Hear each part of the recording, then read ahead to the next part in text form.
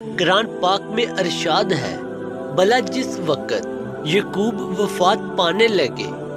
تو تم اس وقت موجود تھے جب انہوں نے اپنے بیٹوں سے پوچھا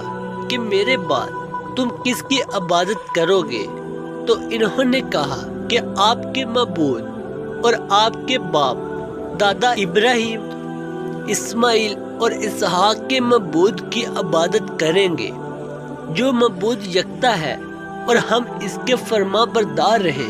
اسی سورت کی آیت 132 میں اللہ تعالیٰ نے فرمایا، اور اس بات کی ابراہیم نے اپنے بیٹوں کو وصیت کی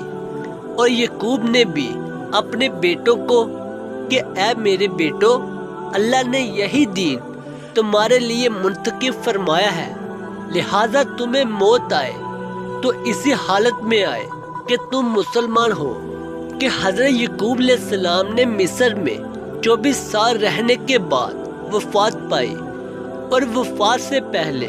حضرت یوسف علیہ السلام کو وصیت فرمائی کہ میری میت میرے وطن بیچ کر والد اسحاق علیہ السلام کے پاس دفن کیا جائے۔ سید بن جبیر نے فرمایا کہ حضرت یعقوب علیہ السلام کی میت کو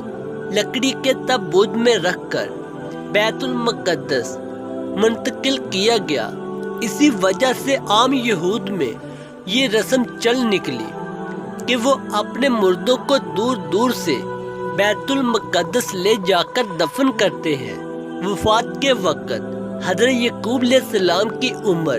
147 سال تھی۔ حضرت عبداللہ بن مسعود نے فرمایا کہ حضرت یعقوب علیہ السلام اپنی اولاد جب مصر میں داخل ہوئے تو ان کی تعداد 93 نفوس پر مشتمل تھی، اور جب انہی سے پھیلنے والے افراد حضرت موسیٰ علیہ السلام کے ساتھ مصر سے نکلے تو ان کی تعداد 6,70,000 تھی۔